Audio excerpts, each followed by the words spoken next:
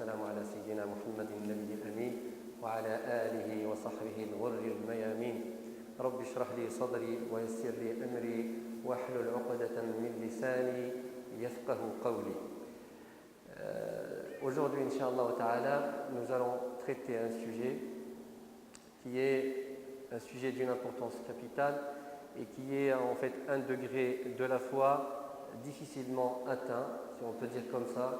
On peut l'atteindre de temps en temps, ça nous arrive de l'être de temps en temps quand il y a l'ambiance, quand il y a une assemblée de foi qui parle d'Allah subhanahu wa ta'ala, mais nos prédécesseurs, nos pieux prédécesseurs avaient cette constance dans ce degré. C'est un degré qu'on appelle al-unsu billah. Et al-unsu billah, ça dépasse la sérénité en réalité. C'est la traduction parce qu'on n'a pas un mot précis qui peut traduire ce que c'est al-unsu billah. Al-unsu billah, la sérénité, la quiétude, la joie, la tranquillité, la paix intérieure, tout ça, ça peut faire partie de al-unsu billah. Et pour y arriver, en fait, pour y arriver à ce degré-là, il faut mener une bataille très dure contre le nafs, jihad al-nafs. L'insan doit vraiment mener une bataille très difficile, combattre son âme pour atteindre, pour s'échelonner, pour se hisser vers le haut, pour graduer cette échelle de la foi qui va du plus bas degré au plus haut degré, mais cela demande beaucoup d'efforts pour y arriver. Parce que le nafs, elle est comme ça, elle est ainsi faite. Allah subhanahu wa ta'ala l'a créée avec deux penchants. Un penchant pour les passions, les biens de ce monde, les plaisirs de ce monde, et un autre côté qui est le côté angélique qui peut l'élever vers le haut. Mais en réalité, la nafs en général, elle nous tire vers le bas. C'est comme ça le nafs. Donc pour s'élever dans les degrés de la foi, il faut vraiment mener cette bataille qu'on appelle jihad al-nafs. Et jihad al-nafs, vous savez tous qu'il a un degré très important dans notre religion. Et d'ailleurs, nous savons dire que quand Allah subhanahu wa ta'ala parle de djihad d'une façon générale, d'une façon absolue, ce jihad contient jihad al-nafs. Allah subhanahu wa ta'ala dit وَالَّذِينَ جَاهَدُوا فِينَا لَنَهْدِيَنَّهُمْ سُبُلَنَا. Il parle de jihad al-nafs. Ceux qui ont fait un effort dans nos sentiers, nous les guiderons vers nos voies. Quand il parle de cet effort-là, de ce jihad, il parle aussi de jihad al-nafs. Donc on a dit que ce jihad, qu'on peut dire perpétuel, constant et continu, peut mener l'être humain à atteindre ce degré de al-unsu billah. Mais qu'est-ce que l'unsu billah? J'ai dit tout à l'heure qu'on ne peut pas le traduire avec un mot. Il n'y a pas d'équivalent en français. Je vais vous lire deux définitions, l'une de Ibn al-Qayyim rahimahullah et l'autre de Cheikh al-Hasan al-Dadawr hafidahullah. Alors qu'est-ce qu'il dit? La première définition, qu'est-ce qu'elle dit? Al-unsu billah halatun wijdaniyah ta'malu ala at-tana'um bi'ibadati ar-Rahman والشوق إلى لقاء ذي الجلال والإكرام. Donc, l'uns billah est un état affectif, c'est un état spirituel, c'est un état affectif qui permet aux croyants de sentir en fait la douceur de la foi, de sentir la douceur de l'adoration et d'avoir un désir ardent et une impatience à rencontrer le Seigneur Allah subhanahu wa ta'ala. Vous voyez? C'est comme ça que Ibn al-Qayyim rahimahullah définit ce que c'est al-uns billah. Mais l'uns, d'une façon générale en langue arabe, ça veut dire quoi l'uns? L'uns, c'est de trouver une certaine paisibilité, une certaine sérénité auprès de quelqu'un ou bien en présence de quelqu'un qu'on connaît, tout simplement. Quand c'est quelqu'un de notre famille, on se sent à l'aise avec lui, on se sent bien. Quand on met assez longtemps à ne pas voir nos parents, qu'on les rencontre pour la première fois, on trouve vraiment du plaisir. L'accolade dure longtemps, les discussions durent trop longtemps, ça peut durer des heures et des heures. Vous voyez ce plaisir-là qu'on trouve quand on rencontre quelqu'un qui nous est cher, notre maman, notre papa, notre frère, notre ami, etc., notre époux, épouse. Ces moments-là, c'est ça en fait, c'est l'équivalent avec al-uns billah. Al-uns billah, ça veut dire que tu dois sentir cette paix intérieure, cette quiétude, cette paisibilité, ce bien-être quand tu es en présence d'une adoration par exemple. quand tu penses à Allah, quand tu évoques Allah, quand Allah est évoqué, mentionné, ala bi dhikrillahi tatma'innu al-qulub, c'est ça ce que ça veut dire. Al-unsu billah.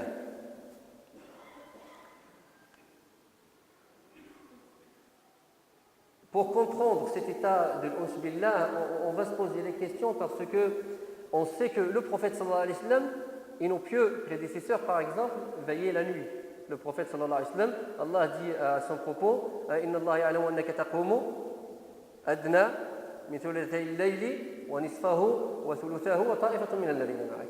Le prophète veillait un tiers, 2 tiers de la nuit et plus parfois pendant le mois de Ramadan.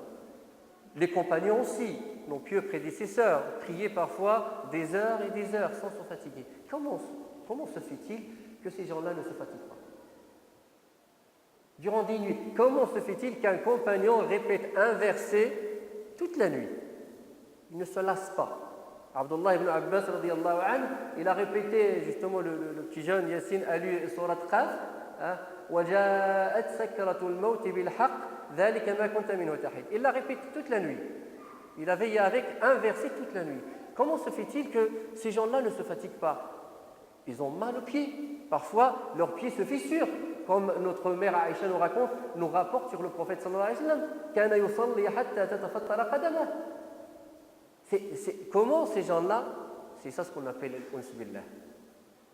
C'est-à-dire que l'adorateur, quand il est en présence d'Allah subhanahu wa ta'ala, cette douceur de la foi, cette douceur de l'adoration lui fait oublier tous les maux du monde.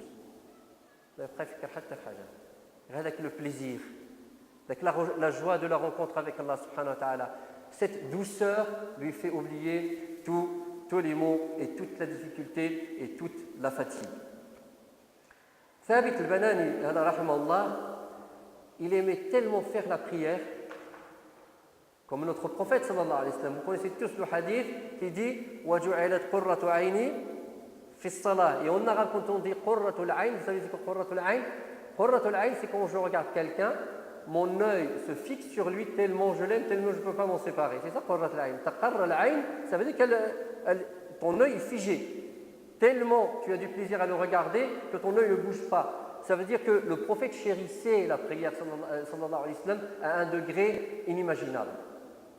Et il disait sallallahu alayhi wa sallam, quand il voulait prier, qu'est-ce qu'il disait? Arihna biha ya Bilal. Fais-nous reposer de la fatigue de ce monde par la prière, ô Bilal.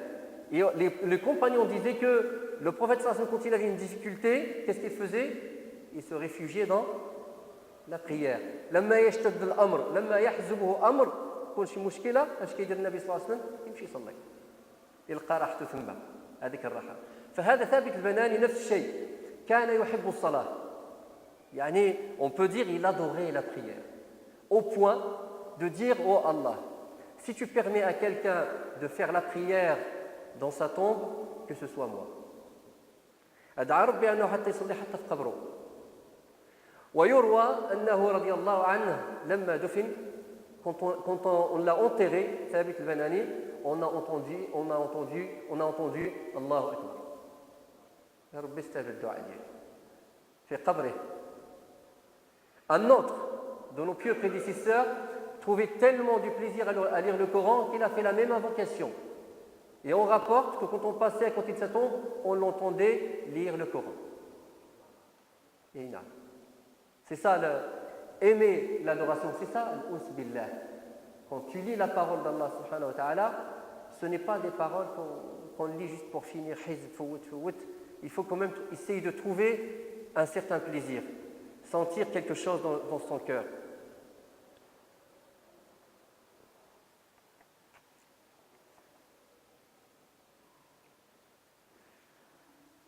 Ces gens-là qui ont atteint ce degré de l'unsu billah ne trouvent pas seulement du plaisir à adorer Allah subhanahu wa ta'ala. Ils trouvent même du plaisir à souffrir dans le sentier d'Allah subhanahu wa ta'ala. Alors, un exemple très simple. On va commencer par l'exemple simple que nous vivons dans nos jours maintenant. On est un mois de Ramadan. On a faim, on est fatigué. Et là, il y a une différence entre les gens. Certains, quand ils sentent la faim, ils savent qu'ils le font pour Allah subhanahu wa ta'ala. Donc ils essayent de trouver ce plaisir-là. Oh Allah, mon Seigneur, je le fais pour toi. C'est ça l'ihtisab. C'est pour toi que je le fais, Allah subhanahu wa ta'ala. J'essaie de sentir cette douceur de la foi quand j'ai faim. Quand je suis fatigué, je manque de sommeil, j'essaie de penser à ça, de dire oh Allah, c'est pour toi que je fais ça. D'autres personnes, non. Ils vont être énervés. Et ils attendent le Faqash al-Maghrib. C'est à quelle heure? يعني سيد قنطان وهو صايم لله عز وجل. فالناس هؤلاء الناس les gens qui ont atteint le degré de l'Uns billah, même en cas de difficulté ou en situation parfois de torture, de souffrance, ils trouvent du plaisir pour Allah subhanahu wa ta'ala. Le corps souffre, c'est physique, c'est normal, c'est matériel. On sent la douleur, mais l'âme se réjouit. Elle sent ce plaisir-là. Vous connaissez tous la scène de Bilal, Sayyidina Bilal radiallahu anhu, quand il était dans le désert sous 40 ou 50 degrés avec un gros rocher sur son corps. Qu'est-ce qu'il disait? Ahadun, ahad, non? Ça ne veut pas dire seulement qu'il répétait le mot d'Allah subhanahu wa ta'ala, ahadun, ahad, mais ça veut dire aussi qu'il avait ce plaisir, son âme en fait sentait ce plaisir, malgré la souffrance. Ahadun, ahad. Un autre compagnon de notre prophète sallallahu alayhi wa sallam, Khubayb ibn Adi, c'est l'un des compagnons qui ont été envoyés par le prophète sallallahu alayhi wa sallam pour éduquer et enseigner à une tribu, mais ils les ont trahis. Ils ont tué certains et ils ont fait captif d'autres. Khubayb ibn Adi a été fait captif parmi quelques compagnons du prophète sallallahu alayhi wa sallam et a été fait en échange, a été comme monnaie d'échange pour récupérer des prisonniers chez Quraysh. Ils savaient qu'il était recherché chez Quraysh. Alors ils l'ont utilisé comme monnaie d'échange pour récupérer leurs prisonniers. Ils l'ont crucifié, les Qurayshites. Khubayb ibn Adi, crucifié, torturé, découpé. Alors qu'est-ce qu'il disait Khubayb ibn Adi? Il hurlait, il criait, il avait lu une poésie, une très très belle poésie. Je vais vous citer juste un vers ou deux dans lequel il dit وَذَاكَ فِي ذَاتِ الْإِلَهِ وَإِنْ يَشَاء. وَذَاكَ فِي ذَاتِ الْإِلَهِ. C'est-à-dire que c'est pour Allah que je suis en train de subir cela. Et que si Allah le veut, il va bénir ces morceaux qui sont en train de découper. Ce corps qui est en train d'être découpé en morceaux, Allah va le bénir. Et il dit فَلَسْتُ أُبَالِي حِينَ أُقْتَلُ مُسْلِمًا. Peu importe, du moment que je suis tué musulman, peu importe la façon et l'état dans lequel j'ai été tué. Vous voyez, c'est ça en fait, le corps, il souffre d'une certaine manière, mais l'âme, elle se réjouit. Elle sent ce plaisir, pourquoi? Parce que cette souffrance est endurée pour qui? Pour Allah subhanahu wa ta'ala. Et c'est ça ce que ça veut dire, fi sabilillah, dans le sentier d'Allah subhanahu wa ta'ala. En fait, tout ce qui peut nous toucher comme mal, comme souffrance, comme fatigue, comme difficulté pour Allah, ça doit être normalement minime pour nous. On doit minimiser cela.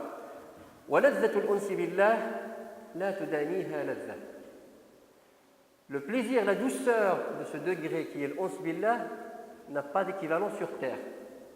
Alors pour donner un exemple, au paradis, il y a du plaisir, il y a de la jouissance, vous le savez tous, les fruits, les rivières, les palais, etc., etc., etc. Tout ça, c'est des plaisirs.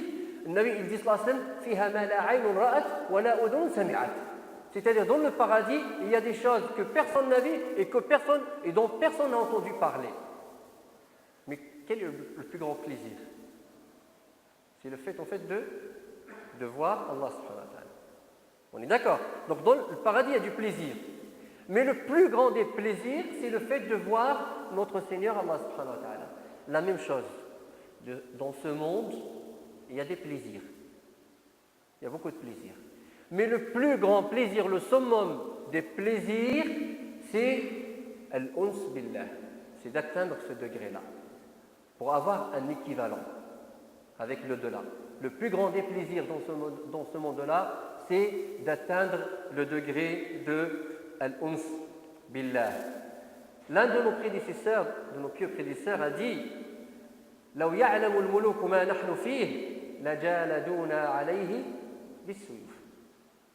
Si les gens qui détiennent le pouvoir, les rois, etc., savent le bien-être dans lequel nous sommes, le plaisir que nous avons, ils nous l'auraient arraché avec leurs épées.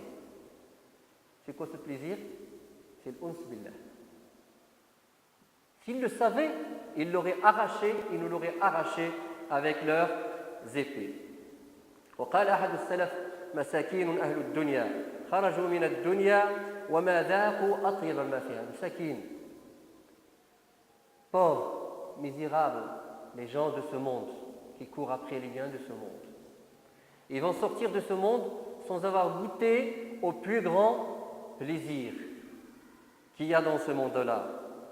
قيل وما أطيب ما فيها. Et qu'est-ce qu'il y a de mieux dans ce monde? Quel est le plus grand plaisir? Il a dit mahabbatullah, l'amour de Dieu, et puis al-uns billah, et le fait d'avoir un désir et une impatience à le rencontrer subhanahu wa ta'ala, et de trouver la douceur de dhikr et de l'obéissance à Allah subhanahu wa ta'ala. L'imam al-A'mash, pour vous donner aussi une image comment ces gens-là vivaient ce degré-là de l'uns billah, l'imam al-A'mash, rahimahullah, c'était l'un des plus grands savants, il connu, l'A'mash, rahimahullah, wa radiyallahu anhu. Quand il rentrait de la prière de l'Fajr chez lui, il ouvrait sa fenêtre et il disait marhaban bi malaikati rabbi. Yani, il sentait la présence des anges. Marhaban, bienvenue aux anges de mon Seigneur. Écrivez, uktubu, bismillah, walhamdulillah, wa la ilaha illallah, wallahu akbar, wa la hawla wa la quwwata illa billah. Vous voyez, c'est ça l'uns billah. C'est de sentir la présence d'Allah subhanahu wa ta'ala, sentir la présence de ses anges. Utba ibn Ghazwan, le sahabi al-jalil radiyallahu anhu, a dit inni wajadtu rahati fi mujalasati man indahu hajati. Mon bien-être, je l'ai trouvé en compagnie de celui qui détient mon besoin. C'est lui qui détient tout, subhanahu wa ta'ala. Tout ce que je veux, c'est lui qui l'a. Donc j'ai trouvé mon bien-être, mon plaisir, ma sérénité auprès de lui et en sa compagnie, subhanahu wa ta'ala. Et l'un de nos pieux prédécesseurs se mettait toujours dans un coin de la mosquée pour évoquer Allah subhanahu wa ta'ala et l'invoquer. Alors ses compagnons lui disaient ne te sens pas seul? Tu ne te sens pas seul? Alors il répondit comment? Comment je vais me sentir seul alors que je suis en compagnie de celui qui a dit Ana jalisu man dhakarani, celui qui a dit je suis le compagnon de celui qui me mentionne. Comment voulez-vous que je me sens seul? Donc c'est ça, pour vous donner une image, une idée sur ce que c'est le degré de al-uns billah. Les savants disent que l'uns billah fait partie de maqam al-ihsan. Vous savez tous le hadith du prophète sallallahu alayhi wa sallam qui nous parle de l'islam, l'iman, al-ihsan. L'islam, la foi, l'excellence ou bien la bienfaisance. Al-uns billah, il fait partie des plus hauts degrés de l'excellence, de al-ihsan. Le prophète sallallahu alayhi wa sallam, quand il nous explique ce que c'est l'ihsan, il dit à Jibril, alayhi salam, en présence des compagnons, al-ihsan an ta'bud Allah ka'annaka tarah. Et c'est ce qu'on appelle manzilat, le degré de l'muraqaba. C'est-à-dire, tu sens qu'Allah subhanahu wa ta'ala, il est là, il est présent, il te regarde, il voit ce que tu fais, il sait ce que tu as, ce que tu montres et ce que tu caches, les deux. Ya'lamu al-zahir wal-batin. Manzilat, ce qu'on appelle manzilat al-muraqaba. Tu sens qu'il est là avec toi. Dans chacun de tes faits et gestes, tu sais que Allah subhanahu wa ta'ala est avec toi. L'autre, et c'est ça que le prophète dit, ka'annaka tara. Il y a l'autre degré. Fa'in lam takun tara, la astaghfirullah, j'ai inversé. Ka'annaka tara, fa'in lam takun tara, fa'innahu yarak. Fa'innahu yarak, c'est ça, manzilat al-muraqaba. Il te voit. Ka'annaka tara, c'est un autre degré. C'est ce qu'on appelle manzilat al-mushahada. C'est comme si tu vois ton Seigneur, subhanahu wa ta'ala. Ton cœur est tellement éclairé et tellement illuminé par la foi que tu perces les voiles de l'invisible. Dans notre histoire, on le voit. D'ailleurs, le prophète sallallahu alayhi wa sallam, on dit que le prophète sallallahu alayhi wa sallam dort, ses yeux dorment, mais pas son cœur. Voilà. Les compagnons du prophète sallallahu alayhi wa sallam avaient des dons. On le sait, c'est Sayyidina Uthman ibn Affan qui voyait le péché de Anas entre son visage là, ici sur son front. Sayyidina Omar ibn al-Khattab qui voyait le guet-apens qu'on avait mis pour les musulmans à des centaines et des centaines de kilomètres.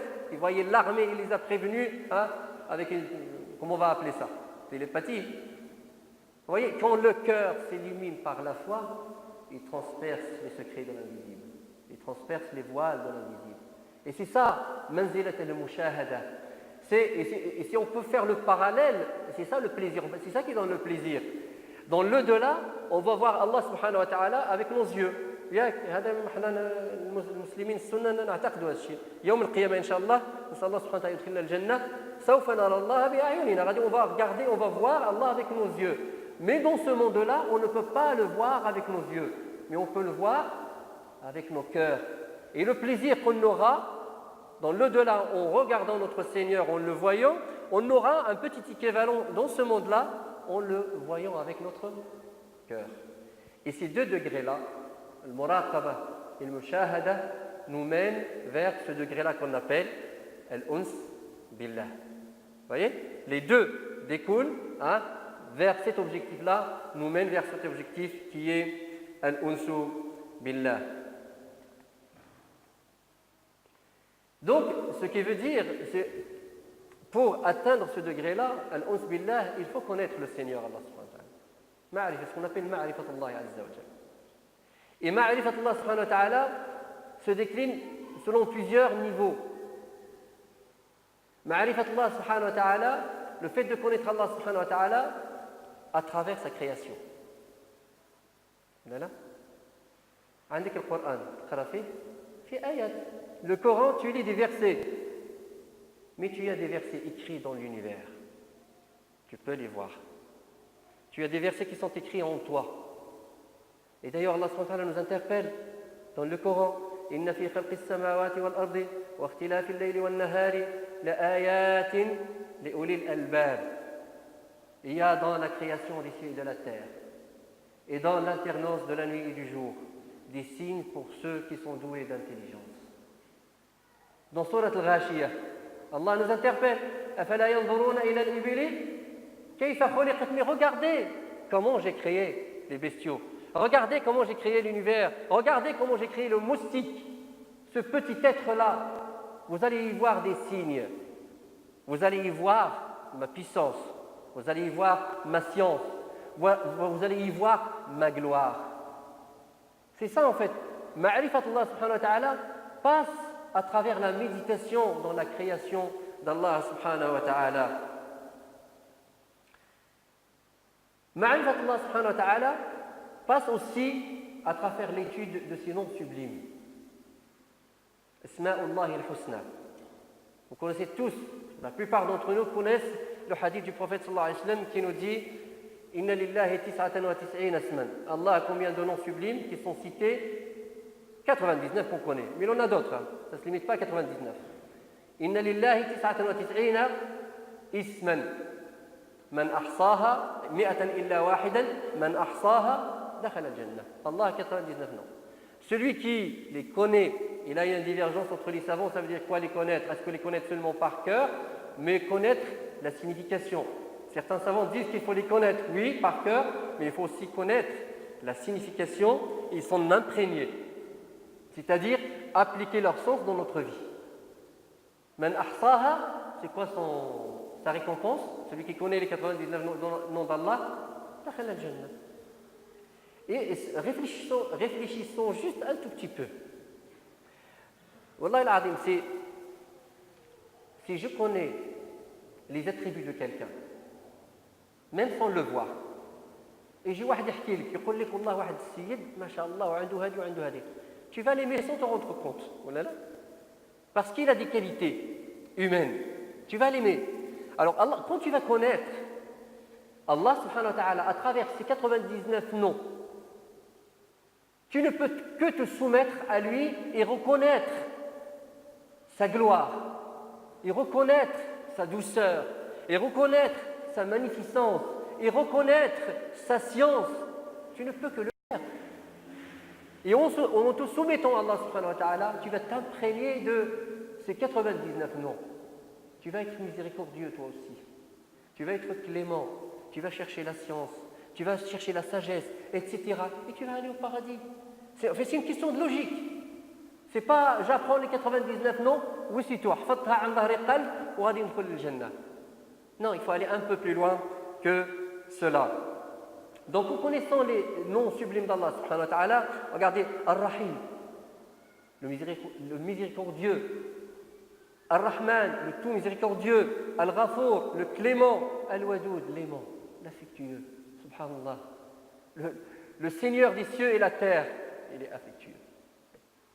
Il cherche notre amour, subhanahu wa ta'ala. Il nous donne de l'amour et il cherche notre amour. Al-Wadoud, Al-Latif, le doux, qui nous traite avec douceur à travers ses bienfaits, subhanahu wa ta'ala. Al-Halim, l'indulgent, celui qui nous comble de sa mansuétude. Quand on voit ces versets-là, qu'est-ce qu'on va y voir? On va y voir la grandeur d'Allah subhanahu wa ta'ala à travers ça, à travers cette douceur, à travers cette miséricorde. Quand nous allons voir les autres noms d'Allah subhanahu wa ta'ala comme Al-Adl, le juste, comme Al-Alim, l'omniscient, comme Al-Hakim, le sage par excellence, là nous allons y voir cette perfection divine, subhanahu wa ta'ala, cette grandeur d'Allah subhanahu wa ta'ala. Donc ces noms sublimes d'Allah subhanahu wa ta'ala nous guident et nous conduisent à voir la grandeur d'Allah subhanahu wa ta'ala. Son infinie sagesse, son infinie beauté, son infinie mansuétude, son infinie science, etc., etc. On va reconnaître ce qu'on appelle al-kamal, la perfection à Allah subhanahu wa ta'ala. Et là, le fait de connaître Allah subhanahu wa ta'ala nous conduit à quoi? Al-uns billah. Al-mahabba, à l'amour d'Allah subhanahu wa ta'ala, et puis al-uns billahi azza wa jalla.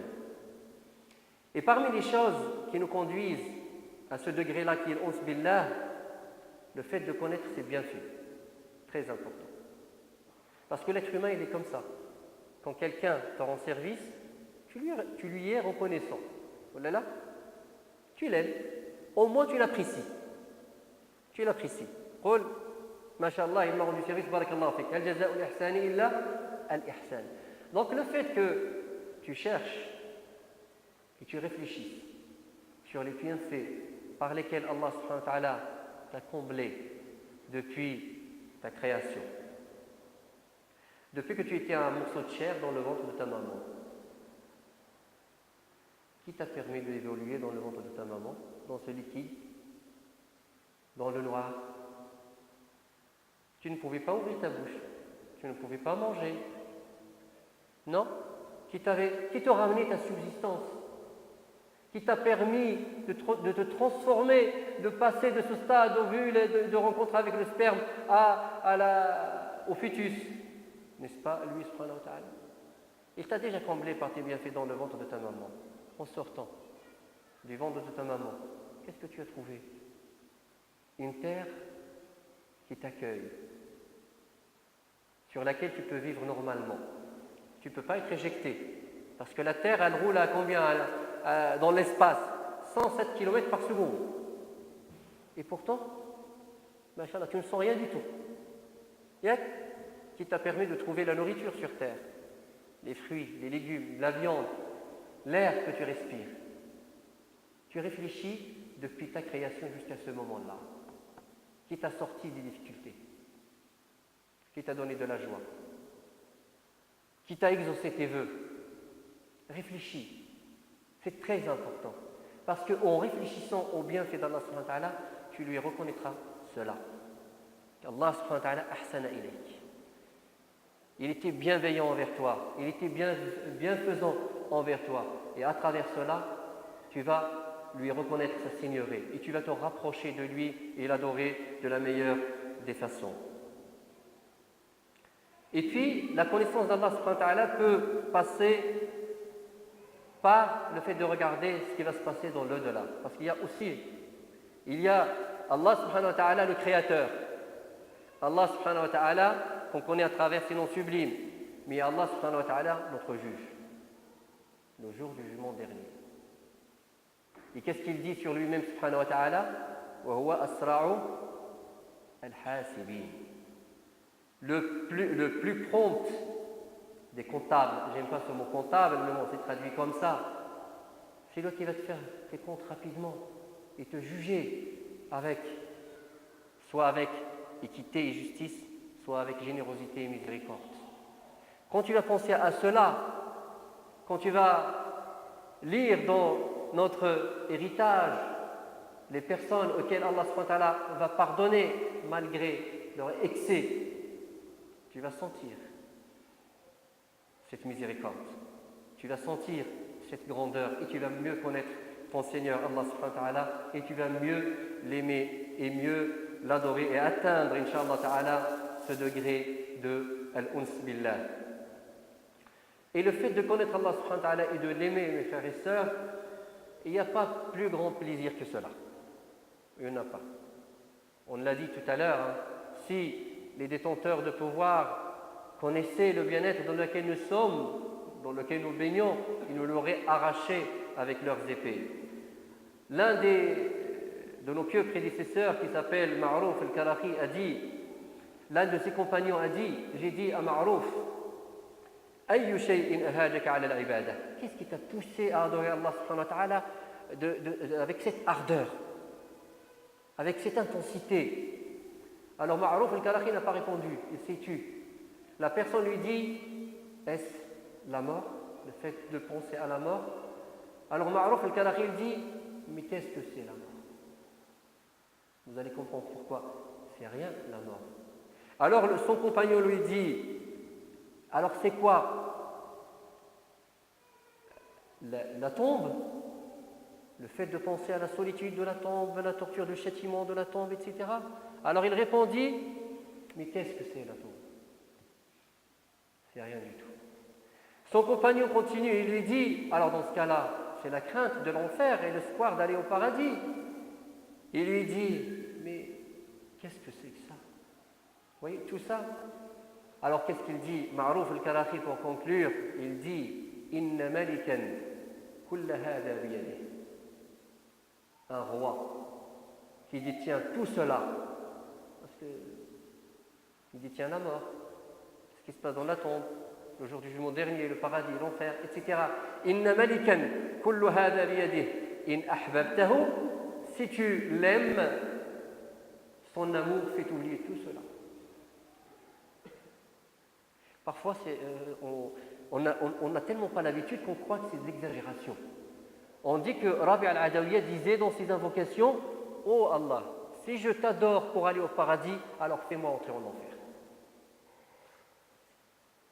C'est quand même extraordinaire. En fait, c'est le fait d'aimer Allah pour lui-même. Est-ce que Allah n'aime pas d'être aimé pour lui-même? Bien sûr que si.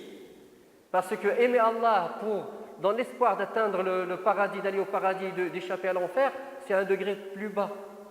Et d'ailleurs, Allah subhanahu wa ta'ala, quand il fait ses éloges dans le Coran, qu'est-ce qu'il dit? Regardez, je vous regarde le Coran. Alhamdulillahi, fatir as-samawati wal ard. Rien que pour cela, il mérite d'être aimé, d'être loué. Le créateur des cieux et de la terre. Alhamdulillahi alladhi anzala ala abdihi al-kitaba wa lam yaj'al lahu iwaja. Louange à celui qui a descendu le livre sur son serviteur. Et vous allez voir dans plusieurs versets, quand Allah dit Alhamdulillah, louange à Allah, et parce qu'il le mérite. Ce n'est pas seulement parce qu'on doit aller au paradis, on espère aller au paradis. Bien sûr, il faut espérer aller au paradis, demander à Allah d'aller au paradis. Mais l'être sublime, subhanahu wa ta'ala, mérite d'être aimé pour ce qu'il est. Et ça, c'est l'un des plus degrés qu'on atteint, ce qu'on appelle al-arifuna billah. Et pour vous raconter une histoire, pour vous donner le degré de l'amour de certains à Allah subhanahu wa ta'ala, c'est une histoire connue d'une femme qui s'appelle al-Ashiqa al-Iraqiyya. Celle qui est éperdument amoureuse d'Allah subhanahu wa ta'ala. L'ashiqa.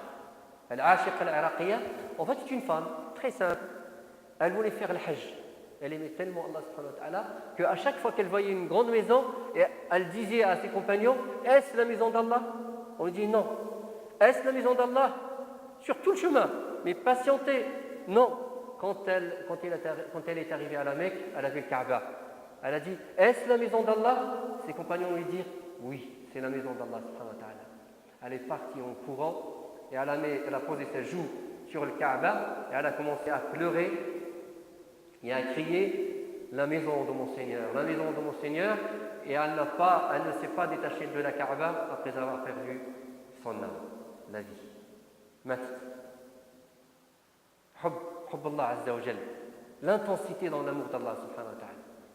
Sa maison, elle a collé sa joue, elle a commencé à crier la maison d'Allah. Sayyidina Ikrim ibn Abi Jahl, radiyallahu anhu, il prenait le Coran, il l'embrassait, il pleurait, il disait le livre de mon Seigneur, Kitabu Rabbi, Kitabu Rabbi. Vous voyez, c'est ça, l'amour, al-uns billahi azza wa jal. Est-ce que nous avons cette réaction vis-à-vis du Coran quand nous lisons le Coran? Sayyidina Uthman, il disait que si vos cœurs étaient purs, vous ne serez jamais rassasiés de la parole d'Allah. لو كانت قلوبكم طاهرة لما شبعتم من كلام الله عز وجل. C'est ça l'amour de ces gens-là qu'ils ont témoigné à Allah subhanahu wa ta'ala. Donc ça, à travers la connaissance d'Allah subhanahu wa ta'ala, on arrive inchallah à atteindre ce degré qui est al-uns billah. Mais il y a autre chose aussi, il y a l'action. C'est vrai, il y a la méditation, il y a le travail qu'il faut faire sur le cœur, c'est clair. Et ça, c'est un travail très très important. Très important. Et Cheikh Hassan Al-Daddaw, il dit que l'être qui veut évoluer, qui veut atteindre ce degré-là, il faut qu'il s'assoie. Il s'assoit avec qui? Avec soi-même. Il s'isole. Il commence à éplucher. Ouvrir son cœur, regarder. Mon cœur est sain, malade ou mort. Bon, les cœurs morts sont les infidèles, ceux qui ne croient pas en Allah subhanahu wa ta'ala. Les cœurs malades sont les hypocrites. Mais parfois les croyants ont certains attributs d'hypocrites, malheureusement. Et puis les cœurs saints.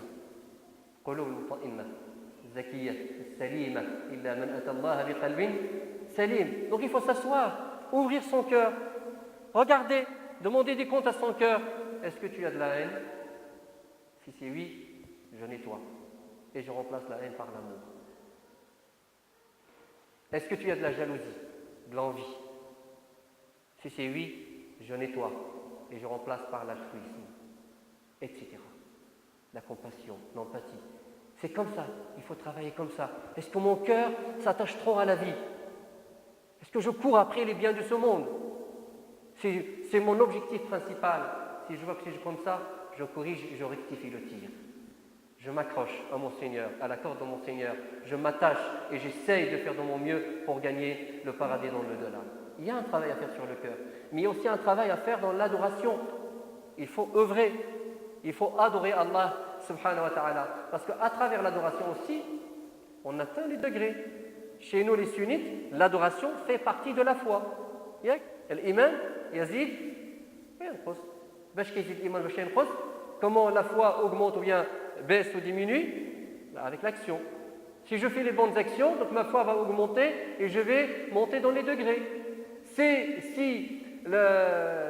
je diminue les actions, les bonnes actions, que je fais les péchés, qu'est-ce qui va se passer? Je vais baisser dans les degrés. Et je ne vais pas sentir cette douceur de al-uns billah. Donc, Salaf, ils étaient tellement attachés à l'adoration. Je vais vous parler encore du mois de Ramadan.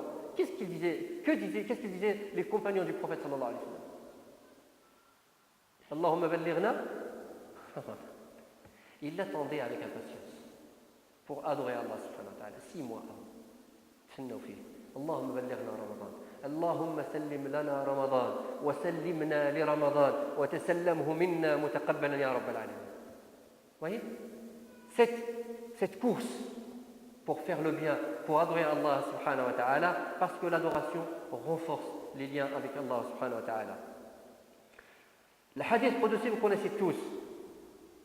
Le hadith dans lequel Allah subhanahu wa ta'ala dit la meilleure des choses par laquelle mon serviteur peut se rapprocher de moi est une obligation que je lui ai imposée. C'est ça, c'est la meilleure adoration. Il n'y a pas mieux. Le fard, هو الأول. الأول هو الفرض خصوصا في رمضان. Il ne faut pas dormir مع الظهر والإنسان يجي يصلي التراويح. C'est un peu الإنسان ما يجيش الظهر والعصر وما عنده عذر. Il n'a aucune excuse, il ne vient pas faire le fard, mais il insiste pour faire tarawih. Le plus important, c'est le fard. Et d'ailleurs, Cheikh Shingeti rahimahullah a une très belle parole qui dit que la sueur araqul jabini fi salati al-dhuhr, la sueur de ton front quand tu vas faire dhuhr est meilleure que les larmes de tes yeux quand tu fais tarawih. C'est ça? Pourquoi? Parce que le dhuhr c'est une obligation. Il faut d'abord s'attacher à l'obligation et après passer à ce qui est surérogatoire. Et mon serviteur ne cesse de se rapprocher de moi par les actes surérogatoires jusqu'à ce que je l'aime. Et si je l'aime, qu'est-ce qui va se passer? Ben, c'est tout. Pour résumer, si Allah t'aime, on a dit que c'est lui qui détient tout. Il détient le paradis, l'enfer, la gestion de ce monde. Qu'as-tu à craindre? Et là, tu vas voir, tu vas être rapproché d'Allah subhanahu wa ta'ala. Donc, il faut se rapprocher d'Allah subhanahu wa ta'ala par l'adoration, par dhikr, la mention d'Allah subhanahu wa ta'ala, par dua, par la lecture du Coran. À chaque fois que tu frappes à la porte d'Allah subhanahu wa ta'ala par une adoration, tu vas te rapprocher de lui davantage. Et je vais vous lire quelques versets que vous connaissez tous, sans exception. Les derniers versets de Surat al-Baqarah. Et vous allez voir, vous allez remarquer quelque chose. On va les lire en arabe. Dans les invocations, les derniers versets de Surat al-Baqarah. Ça commence par Rabbana la tu'akhidna in nasina aw akhta'na. Rabbana wa la tahmil alayna isran kama hamaltahu ala alladhina min qablina. Rabbana wa la tuhammilna ma la taqata lana bih. Après كاين ربنا كايناش voyez la proximité القرب هاي واعف عنا صي وليت قريب tu t'es rapproché واعف عنا واغفر لنا هنا directement tu demandes tu dis pas ما كتقولش ربنا. Donc en français, donc la traduction des versets: Seigneur, ne nous tiens pas rigueur de nos omissions et de nos erreurs. Seigneur, épargne-nous les terribles épreuves que tu as fait subir à nos prédécesseurs. Seigneur, ne nous impose pas d'obligation qui soit au-dessus de nos forces. Après, il n'y a pas Seigneur. Vous voyez, la proximité s'est réalisée déjà. Dans la suite, on dit accorde-nous ton paradis. Allah dit accorde-nous ton paradis. Vous avez remarqué cette proximité? Donc plus on frappe à la porte d'Allah subhanahu wa ta'ala, puis plus on est dans l'adoration, plus on se rapproche de lui subhanahu wa ta'ala. Je termine par quelques petites choses rapidement pour reconnaître quand on s'assoit avec soi-même et savoir si de temps en temps on atteint ce degré de l'uns billah. Est-ce qu'il y a des signes? Oui, il y a des signes pour ça. Et je ne vous dis pas que nous allons atteindre le degré du prophète sallallahu alayhi wa sallam ou d'Abu Bakr ou de Omar ou là, mais au moins, il faut que ça nous arrive. Il faut que de temps en temps, dans notre prière, on sente cette douceur. Quand tu pries, ça, Inch'Allah, ça nous arrive à nous tous. Parfois, tu pries, tu sens quelque chose. Là, avec le groupe, dans Salat Tarawih, dans l'Aïcha, pendant le mois de Ramadan, tu as de l'émotion. Quand tu es prosterné, tu te sens proche d'Allah subhanahu wa ta'ala. Mais c'est ça l'uns billah. Si ça t'arrive, c'est alhamdulillah. Si ça ne t'arrive pas, il faut te forcer à le faire dans ta prière, au moins de temps en temps, en attendant de progresser, parce que l'un des pieux prédécesseurs, donc j'insiste sur le sens de l'effort pour progresser. L'un de nos pieux prédécesseurs disait que كابدت قيام الليل 20 عاما وذقت حلاوته 20 عاما. C'est-à-dire que avant de sentir cette douceur de qiyam al-layl, j'ai dû souffrir 20 ans. Eh oui, 20 ans de travail sur soi. Et après, les 20 autres années, là il a du plaisir à faire Qiyam al-Layl.